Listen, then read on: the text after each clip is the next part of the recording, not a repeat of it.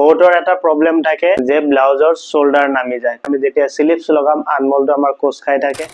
স্বাগতম জনাইছো বন্ধুসকল মোৰ আজিৰ অন্য এটা নতুন ভিডিঅ'। তো আজিৰ ভিডিঅ'ত আমি শিকিম ব্লাউজ কেনেকুৱাকৈ কাটিং কৰা হয় আৰু এই ব্লাউজটো ব্লাউজৰ জোখত ব্লাউজ কাটিং কৰিম। এই ভিডিঅ'টোৰ মই দুটা পাৰ্ট কৰিম, এটা পাৰ্ট সিলাই আৰু এটা পাৰ্ট কাটিং। তো আপোনালোকে দুটা পাৰ্টে চাব, বহুতখিনি জানিব পাৰিব আৰু বহুতখিনি শিকিব পাৰিব। আৰু যদি মোৰ পেজটোত নতুনকৈ আহিছে তেনেহ'লে প্লিজ পেজটো ফলো কৰি দিব, আৰু যদি ইউটিউবত চাই আছে তেনেহ'লে প্লিজ চেনেলটো ছাবস্ক্ৰাইব কৰি বেল আইকনটো অল কৰি ৰাখিব, তাকি যেতিয়াই মই এনেকুৱা ধৰণৰ ভিডিঅ' আপলোড কৰোঁ ফাৰ্ষ্ট নটিফিকেশ্যনটো আপুনি পাই যায়। তো বলক আৰম্ভ কৰোঁ আজিৰ এই ভিডিঅ'টো। তো এইটো হ'ল ব্লাউজ, আৰু ব্লাউজটো মই দেখাই দিওঁ। তো এনেকুৱাই চেম হ'ব ব্লাউজটো, খালি তো এইটো ব্ৰা কাট ব্লাউজ, তো এই ব্ৰা কাটে হ'ব। ফাৰ্ষ্ট ব্লাউজ কাটিং কৰাৰ কাৰণে আমি তলত এটা মাৰ্জিন কৰিব লাগিব, যিহেতু আমাক দীঘলৰ কাৰণে লাগিব। এইটো মাৰ্জিন কৰিলোঁ। এতিয়া ব্লাউজৰ জোখত ব্লাউজ বনাব লগা হ'লে এই যেটো ব্লাউজৰ দীঘল থাকে এইটো হ'ল শোল্ডাৰ জইণ্ট আৰু তলৰ পাৰ্টটো আমি এনেকুৱা কৰি ল'ম। এনেকুৱা কৰি লৈ এই তলত যেটো মাৰ্জিন কৰিলোঁ এই মাৰ্জিনৰ পৰা আমি ভাগে ব্লাউজটো দীঘল লৈ ল'ম, যিমানখিনি দীঘল থাকে। তাৰপিছত এই যেটো বেক নেকটোৰো এনেকুৱাকৈ মাৰ্জিন উঠাই ল'ম, ঠিক আছে। তাৰপিছত এইটো হ'ল আনমোল, এই আনমোলটোৰো আমি এনেকুৱাকৈ মাৰ্জিন উঠাই ল'ম।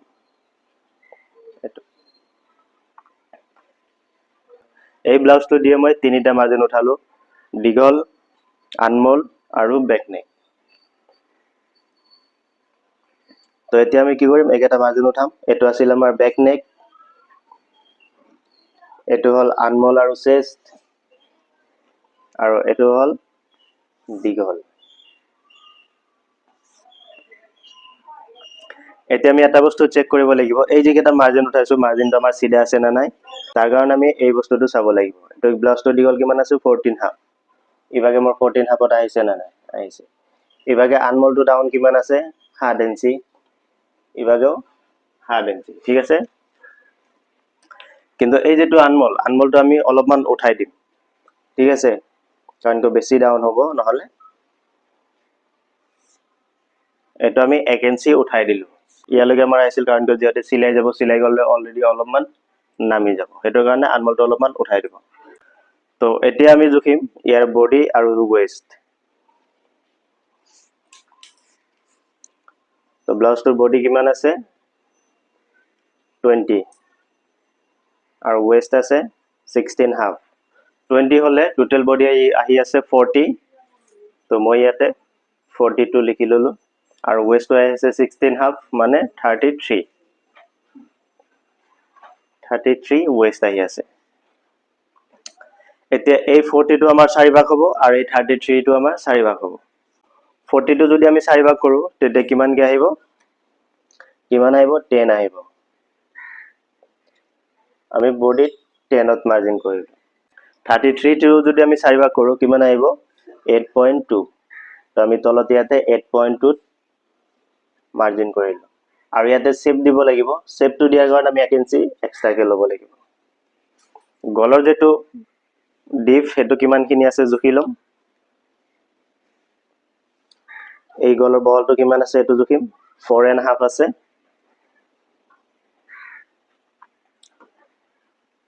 তো আমি এটা 4.5 যদি মই ৰাখিব খোজো তেনেহ'লে কিমান লাগিব 2.2 আমাক ৰাখিব লাগিব। আৰু ইয়াতে গলৰ কাৰণে আমি ইয়াতে আমি 2.5 ইঞ্চি ৰাখিম, আৰু ইভাগেও আমি 3 ইঞ্চি ৰাখিম। 2.5 ইঞ্চি গলৰ কাৰণে ৰাখিলোঁ আৰু 3 ইঞ্চি শোল্ডাৰ ৰাখিলোঁ। কিমান আহিল টোটেল 5.5। তো 5.5 হ'লে তেতিয়া টোটেল আমাৰ শোল্ডাৰ কিমান আহি আছে 11। তো 11 আমাৰ এই ব্লাউজটোৰ শোল্ডাৰ থাকিব। বহুতে চাব ধৰক যে আমাৰ বহুতৰ এটা প্ৰবলেম থাকে যে শোল্ডাৰ নামি যায়। কি কাৰণত ব্লাউজৰ শোল্ডাৰ নামি যায় সেইটো মই আপোনালোকক বুজাই আছোঁ হা।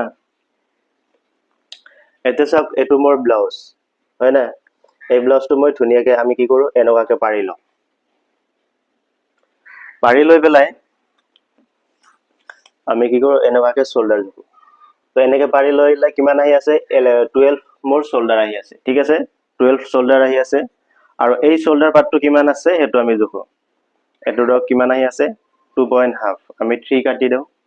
2.5 এতিয়া চাব শোল্ডাৰটো আমাৰ 12 আহি আছে মই ইয়াতে জাস্ট এটো দেখুৱাৰ কাৰণে মই আপোনালোকক কাটিং নকৰো 12ত মই 12 টো দুভাগ কৰিলে কিমান আহি আছে 6 তো মই 6ত ইয়াতে শোল্ডাৰ মাৰ্জিন কৰিলো ঠিক আছে আকৌ গলৰ কাৰণে লাগিব মোক 2.5 মই 2.5ত মাৰ্জিন কৰিলো এতিয়া বাকি মোৰ ইয়াতে যিমানখিনি থাকে ইমানখিনি আমাৰ আমি কি কৰো গল কাটি দিও গলৰ কাৰণে কাটি দিও তো ইমানখিনি গলৰ কাৰণে কাটি দিয়াৰ কাৰণে কি হয় আকৌ যেতিয়া ব্লাউজটো আমি তলত সেভ দিম তেতিয়া আৰু এই বস্তুটো বাঢ়ি যায় বাঢ়ি যোৱাৰ বিনিময় কি হয় আমাৰ 12 ইঞ্চিৰ শোল্ডাৰটো মেক্সিমাম 14-15 ইঞ্চিত যায় পৰি যায় ঠিক আছে তো হেতুৰ কাৰণে আমাৰ ব্লাউজৰ যেটো শোল্ডাৰ নামি যায় এটো প্ৰবলেমৰ কাৰণে এনেকুৱা মেজাৰমেন্টৰ কাৰণে শোল্ডাৰ নামি যায় কিন্তু আপোনালোকে যিমান ডাঙৰ সাইজ কাটক যিমান সৰু সাইজ কাটক কথা নাই 2.5 ইঞ্চি আৰু হল 3 ইঞ্চি কিমান হয় আপোনাৰ 5.5 টোৰ আমাৰ টোটাল শোল্ডাৰ হৈ আছে কিমান 11 তো 11 যেতে এতিয়া শোল্ডাৰটো হ'ব আৰু পিছৰ পৰ্যায়ত যেতিয়া শোল্ডাৰটো যায় ইয়াতে যেতিয়া আমি সেভ দিম সেই শোল্ডাৰটো মেক্সিমাম 12 and 12.5ত যাই পেলাই শোল্ডাৰটো টিকিব তেতিয়া কি হ'ব এক্স্যাক্টলি ব্লাউজটো যেতিয়া পিন্ধিব তেতিয়া এক্স্যাক্টলি ব্লাউজৰ শোল্ডাৰ আমাৰ শোল্ডাৰতে থাকিব তো কেতিয়াও শোল্ডাৰ পৰি নাযায় তো শোল্ডাৰ পৰি যোৱাৰ যেটো প্ৰবলেম হেতু মই আপোনালোকক কলো আজিৰ পৰা আপোনালোকে ব্লাউজ কাটিং কৰাতে এনেকুৱাকৈ কাটিং কৰিব কেতিয়াও ব্লাউজৰ শোল্ডাৰ নপৰিব ঠিক আছে এতিয়া আমাৰ এইখিনি মাৰ্জিন হ'ল এতিয়া মাৰ্জিন খিনি উঠাই লওঁ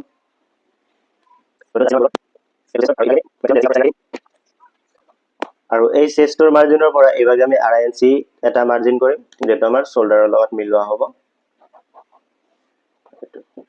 এতিয়া এইখিনি আমি অলপমান ৰাউন্ড শেপ দি দিম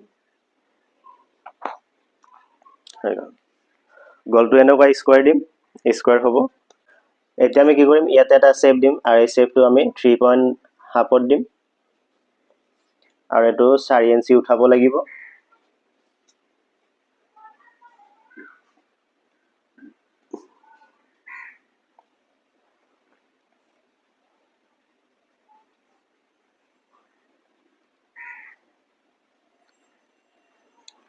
তো এতিয়া আমাৰ ব্যাক পাৰ্টটো কাটিংৰ কাৰণে ৰেডি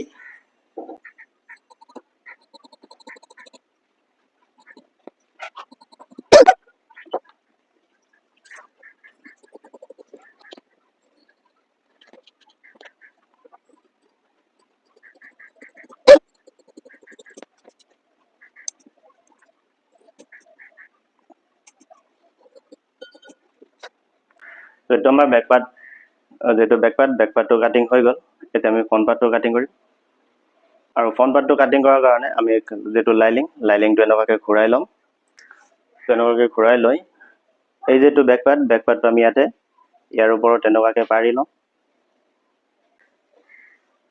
তো এনেকুৱাকৈ পাৰি লোৱাৰ পাছত যিখিনি আমাৰ মাৰ্জিন এই যেটো ফ্ৰন্ট পাৰ্টৰ কাৰণে যেটো আমাৰ মাৰ্জিন উঠাব লাগিব সেই মাৰ্জিনখিনি আমি এনেকুৱাকৈ উঠাই লম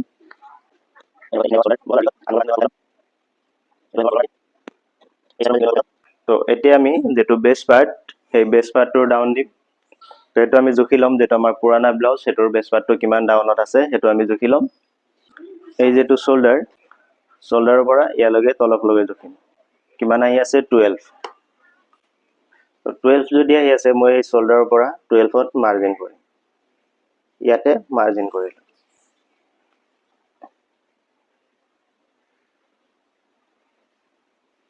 তো ইয়ালৈকে আহি আছে এই বেস পাৰ্টৰ যেটো মাৰ্জিন হেতু উঠোৱাৰ পাছত আমি এই যেটো ব্যাক পাৰ্টটো আঁতৰাই দিম আঁতৰাই দি ইখিনি আমি মাৰ্জিন উঠাম এটো আছিল আমাৰ বেস পাৰ্টৰ মাৰ্জিন আকৌ এই সাইডৰ মাৰ্জিন কিন্তু আমি উঠাই লম যিখিনি আমি মাৰ্ক কৰি লৈছিলো তো এইখিনি মাৰ্জিন উঠোৱাৰ পাছত এতিয়া আমি কি কৰিম এই যেটো ফ্ৰন্টৰ নেক ডিপ কিমান আছে হেতু জুখি লম তো এটো ডিপ আছে 7 তো ইয়াৰ পৰা আমি এটো ডিপ ৰাখিব লাগিব কিমান 5 আৰু যেটো 2 ইঞ্চিটো আমাৰ যেটো তলৰ যেটো পাৰ্ট জয়েন হ'ব হেতুত আমি ৰাখিব লাগিব তো মই এটো 5ত কৰিলো আৰু এই সাইডৰ পৰা এটো আমি 4ত কৰিম 4 ইঞ্চি এতিয়া এই মাৰ্জিনটো আৰু এই মাৰ্জিনটো আমি ৰাউন্ড শেপত আনিব লাগিব ঠিক আছে এনেকুৱাকৈ এটো তো যেটো ফ্ৰন্ট পাৰ্টৰ যেটো বেস পাৰ্টটো আমাৰ কাটিংৰ কাৰণে ৰেডি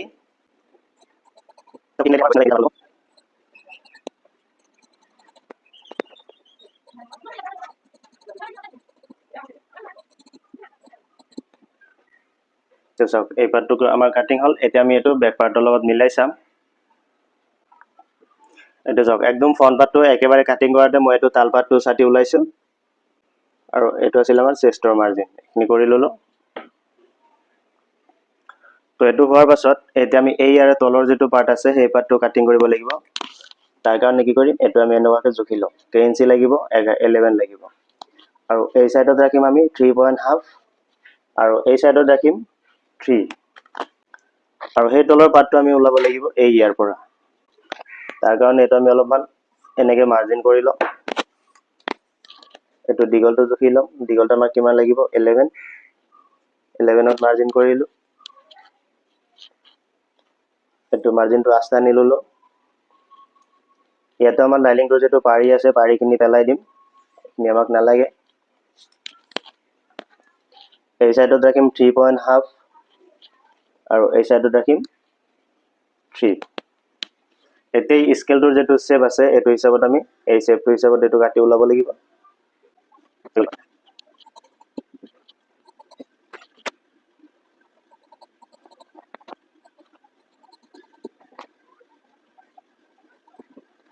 তো এই পাৰ্টটো আমাৰ ইয়াতে আহি যাব তো এতিয়া আৰু আমাক লাগিব কি যেটো বেস পাৰ্টৰ লগত আৰু যেটো দুটা পাৰ্ট লাগিব যেটো লাগিব এই যেটো লাইনিংৰ টুকুৰা আমাৰ ৰৈ গল এই টুকুৰাটোৰ পৰা আমি এটো লগাম তো এটো কাৰণে কি কৰিম এই যেটো পাৰ্ট আছে এই পাৰ্টটো আমি জুখি লম কে ইঞ্চি আছে তো এই যেটো পাৰ্ট এই পাৰ্টটো আমি জুখি লম কে ইঞ্চি আছে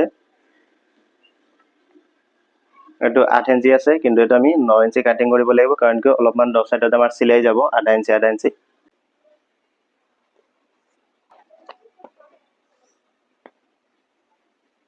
9 ইঞ্চিত মাৰ্জিন কৰিলো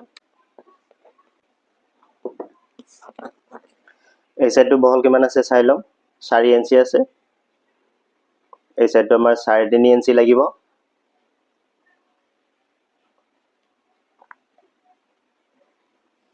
আৰু এই সাইডটোত লাগিব আমাক 2.5 ইঞ্চি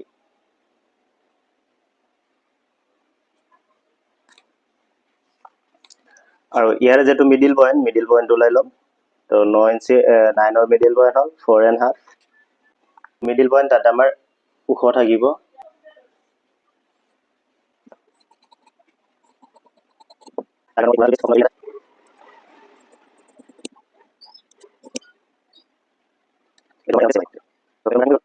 এটো কাটিং হৈ গল এটা আমি ইয়াতে ৰাখিলো এতিয়া তাৰে যেটো লগৰ পাৰ্ট সেই লগৰ পাৰ্টটো আমি ইয়াৰ পৰা কাটিং কৰিব লাগিব তাৰ কাৰণে আমি এটোটো মাৰ্জিন উঠাই লব লাগিব এনেকুৱাকে এটো হল ওপৰৰ এতিয়া এটোৰ দীঘল লাগিব আমাক কিমান 9 ইঞ্চি লাগিব 9 ইঞ্চি মাৰ্জিন কৰিলো আৰু ইয়াৰে যেটো বহলটো লাগিব আমাক 5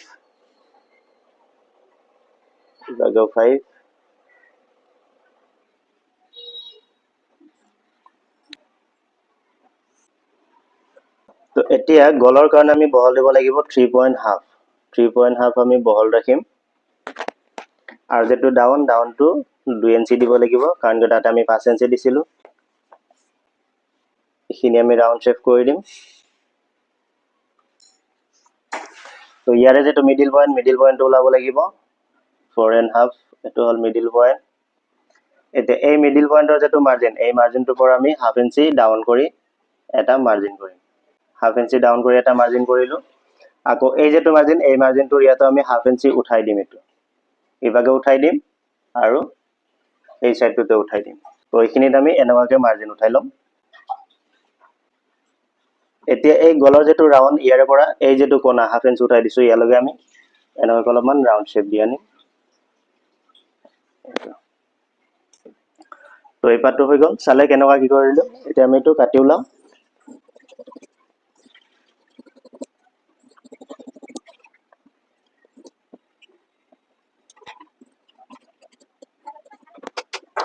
এটো আমাৰ কাটিং হৈ গল লাগিব স্লিপছটো আমি ইয়াৰ পৰা ওলাম ইয়াৰ পৰা এনেকে লাইনিংটো এনেকুৱাকে জাপি লম তো এটো মাৰ্জিন উঠোৱাৰ পাছত এই যেটো স্লিপছ আছে স্লিপছৰ এই যেটো মুখটো আমি ইয়াতে কাফটো এনেকুৱাকে জুখি লম এনেকুৱাকে জুখি এটো মাৰ্জিন উঠাম আৰু ইয়াৰ যেটো দীঘলটো আমি এনেকুৱাকে উঠাই লম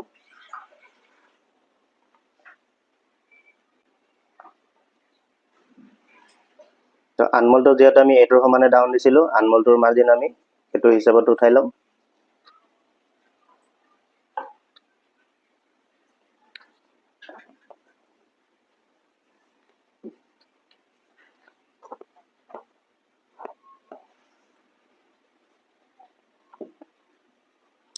তো স্লিপছটো মাৰ্জিন হ'ল, এতিয়া আমি এইটো কাটি ওলাম আৰু সাইডত এনেকৈ অভাৰ ৰাখিব লাগিব।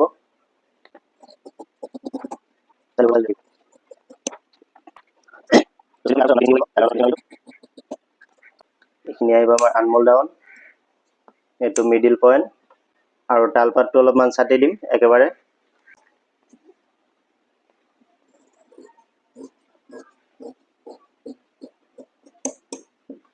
এইখিনি আমি ছাটি দিলো। তো এইটো আমাৰ স্লিপছ কাটিং হৈ গ'ল। তো ব্লাউজটোৰ গোটেইকেইটা পাৰ্ট আমাৰ কাটিং হৈ গ'ল। এতিয়া মই আপোনালোকক অলপমান দেখাই আছো কোনটো কোনটো পাৰ্ট আমি কেনেকৈ কাটিং কৰিলো। তো ফাৰ্ষ্ট পৰ্যায়ত কাটিং কৰিলো কি এইটো বেক পাৰ্টটো, তাৰপাছত কাটিং কৰিলো আমি এই পাৰ্টটো, তাৰপাছত কাটিং কৰিলো ইয়াৰে তলৰ পাৰ্টটো, তাৰপাছত কাটিং কৰিলো আমি এই পাৰ্টটো, আৰু এতিয়া কাটিং কৰিলো তাৰপাছত এইটো, আৰু লাষ্টত কাটিং কৰিলো স্লিভছটো। তো এইটো আছিল ব্লাউজ কাটিং। এতিয়া এই ব্লাউজটোৰ যিখিনি মেইন কাপোৰ, যেটো মেইন কাপোৰ, সেই মেইন কাপোৰটো কাটিং কৰা হ'ব। যেটো ব্লাউজৰ কাপোৰটো আমি এনেকুৱাকৈ পাৰি লোৱাৰ পাছত এই যিখিনি লাইনিঙৰ পাৰ্ট আছে এই পাৰ্টখিনি আমি ইয়াতে ধুনীয়াকৈ মিলাই ল'ম।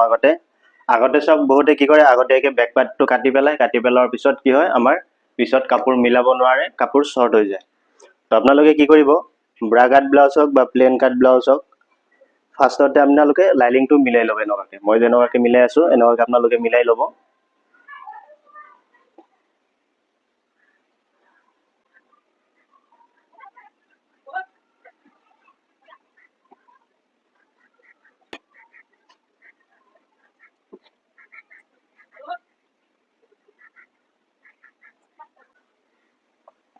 তো চাইছে এইখিনি কাপোৰতে আমাৰ ব্লাউজটো মিলোৱা হ'ল।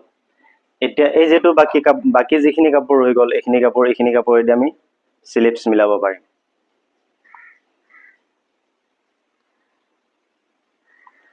তো এইটো আমাৰ ইয়াতে কি আহিব, ইয়াতে স্লিভছ আহিব। স্লিভছৰ তলত আনমোলৰ এইখিনিত অলপমান জইন পৰিব, অসুবিধা নহয়। কিন্তু চাওক তাৰপিছতো ব্লাউজটো মিলোৱাৰ পিছতো এই যিখিনি কাপোৰ, এই কাপোৰখিনি আমাৰ গোটেইখিনি কাপোৰ ৰৈ গ'ল। তো এইখিনি কাপোৰেদি আমি বেলেগ বেলেগ ধৰকচোন হয়তো পাইপিং বা কিবা খৰচাৰ কাপোৰ এনেকুৱাকৈ মিলাব পাৰিম। কিন্তু এনেকুৱাকৈ যেতিয়া আপোনালোকে লাইনিংটো মিলাই ল'ব, তেতিয়া আমাৰ কোনো এটা পাৰ্টতে জইন নাহে। কাৰণ কিয়, যেতিয়া চাব যে একদমে কাপোৰ কম, মানে কি মিলাব নোৱাৰো কোনোপিনে, তেতিয়াহে আপোনালোকে সেই পাৰ্টটোত জইন দিব। কিন্তু আদাৰৱাইজ যেতিয়ালৈকে কাপোৰ মিলাব পাৰিব তেতিয়ালৈকে ব্লাউজৰ কোনো এটা পাৰ্ট ধৰকচোন ফ্ৰণ্টৰ পাৰ্টতে হওক বা বেকতে হওক জইন নেপেলাব। তেতিয়া মেইন কাপোৰটো কাটি ওলাও।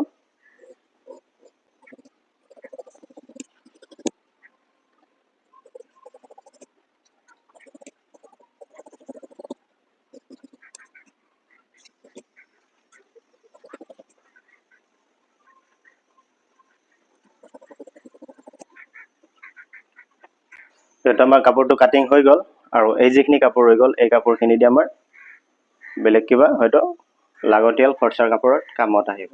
আছিল ব্লাউজ কাটিং। এতিয়া ব্লাউজটো চিলাই কৰিম।